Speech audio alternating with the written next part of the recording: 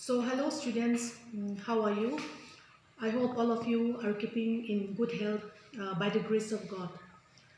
So today children, I'll be taking a new lesson, poem, and I want you all to open your English textbook, first flight, and we are going to read a new poem today. That is, our topic for today is How to Tell Wild Animals, written by Caroline Wells. So first of all, you will open your textbook and then you will read the line and then you will try to understand what I'm going to teach you. So this poem, How to Tell Wild Animals, is written by Caroline Wells. So before I proceed with the poem, I want you to know something about the writer, because it is always helpful, it is always good to know about the background of the writer. So let me tell you something about Caroline Wells. So Caroline Wells was born on 18th June 1862 in New Jersey. She was an American writer and she has written many novels, and among her most famous novels were the Fleming Stone detective stories. So this was one of her most famous novels that she has written. So students, in this poem, How to Tell Wild Animals, um, the poet is describing about the various characteristics, about the various behavior of different wild animals. So students, you know what are wild animals. So wild animals are those animals that you find in the jungle, in the deep forest. So they cannot be tamed, they cannot be kept at home. They are not domestic animals. So they are free in the jungle, and all of these wild animals, they have their own characters, they have their own characteristics, they have their own behavior. So in this poem, Caroline Wells explained the poem in a very humorous way, in a very lively way, describing about the different characteristics of different animals. So this is a very beautiful poem, and while reading her poem, we can understand her feelings. She has put us in such a situation that we ourselves can feel the different jungle life. Uh, so we will all try to today, before reading the poem, I would like to tell you, all of you, to imagine yourself that you all are going in the jungle. You are going to experience something new. You're going to experience the feeling when those wild animals are going to attack you, and how you'll be able to distinguish what type of wild animals are attacking you by their behavior and by their characteristics. So now we will open our book and we will proceed with the poem. So the first stanza of the poem is, if ever you should go by chance to jungles in the east, and if there should you advance a large and tawny beast, if he roars at you as if you are dying, you'll know it is the ancient lion. So the poetess has told us that, suppose if ever by any chance, if you happen to go in the jungles of the countries in the east, and then suddenly one wild creature will come near you, and the creature is so terrible to look at. It is big, it is huge, and its color is tawny. That is, tawny means here, it means like deep color, brownish color. So when a wild animal will come near you who has a brownish color and who is very terrible looking, will come near to you, and it will roar at you, it will shout at you. You'll be so afraid that you will feel like you are dying.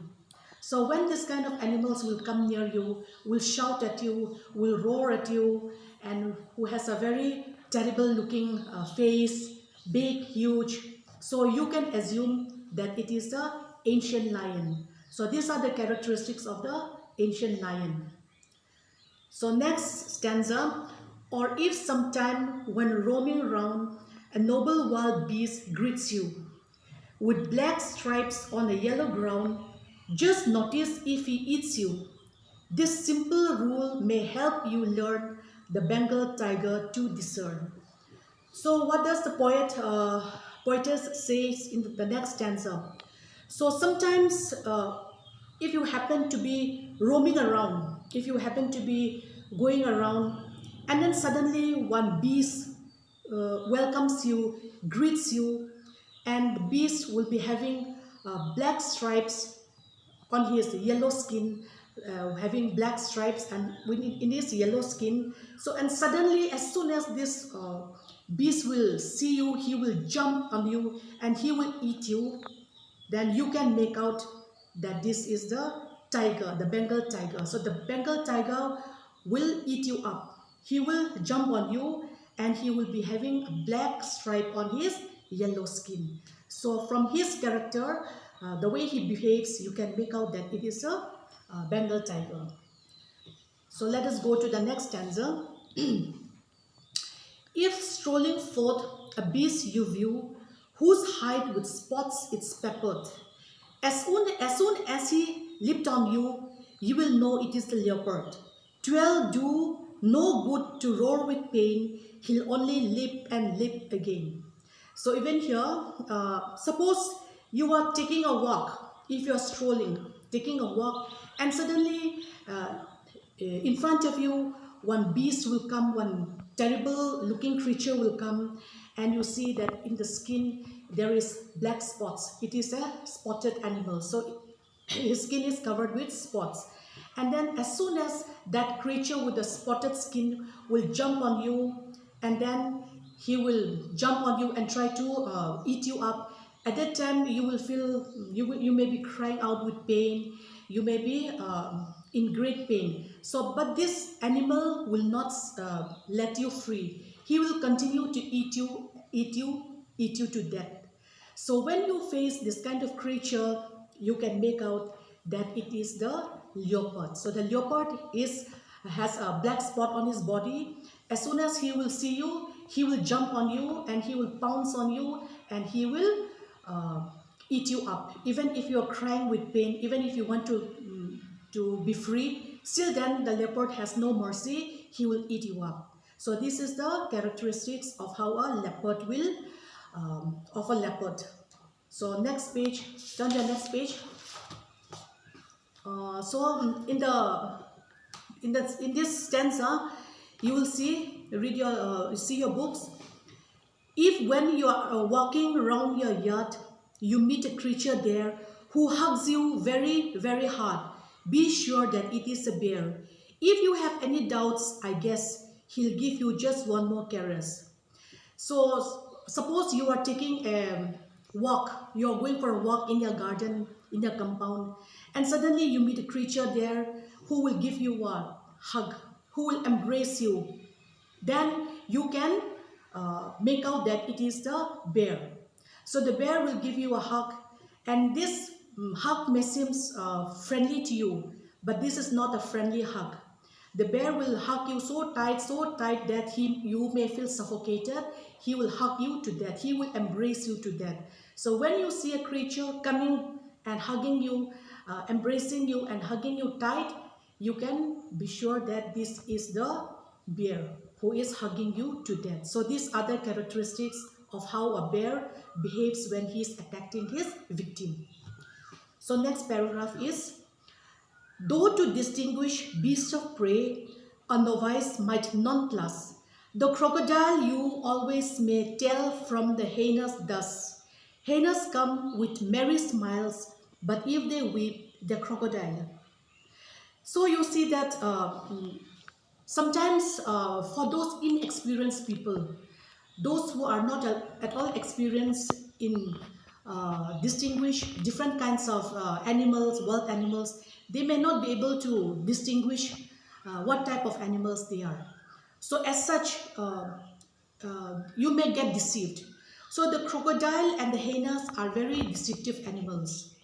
So when you see that the creature who will smile in a very funny way, in a very weird way, before attacking you, you can be sure that is the hyena. So the hyena will attack you, and it will attack you with a smile on its face. It has a very funny face. So hyenas are very deceptive. And suppose you see a creature who will shed tears, who will weep, so you can make out that is a crocodile. So the crocodile always shed a tear, the crocodile weeps before attacking its victim. So in the same way, the hyena will smile, the hyena will laugh in a very weird way. And when you find a creature laughing before you are being attacked, then you can make out that it is a hyena. And regarding the crocodile will weep before it attacks you. So with these characteristics, you can make out what type of animals they are. So these are the characteristics, how they behave before attacking their victims. So in the last stanza, the true chameleon is small, a lizard sort of thing. He hasn't any ears at all and not a single wing. If there is nothing on the tree, 'tis the chameleon you see. So what's a chameleon? The chameleon is a very small animal. It looks more or less it looks like a lizard. And the chameleon does not have any ears. It does not have any ears, and it does not have a wings also. It doesn't have a single wings. So if you find this type of creature who looks like a lizard, who doesn't have ears, who doesn't have wings, and who sits in the branches of trees alone, so you can assume and make out that this is a chameleon. So these are the characteristics of the chameleon, is that he looks like a lizard, he doesn't have ears, he doesn't have wings, and he sits alone in the branches of a tree. And the chameleon is capable of changing its colors according to the surroundings. So with all these characteristics of the animals, you can make out what type of animals they are. So with this, we have come to the end of the poem. I hope, dear students, you have understood the poems. And you will, after reading this this poem line by line, you'll be reading in a rhyming manner. And after that, you will try to solve the textual question answers. And you will give a thorough reading. As you all know, reading is important. And so with this, I would like to take leave of you. Thank you, children.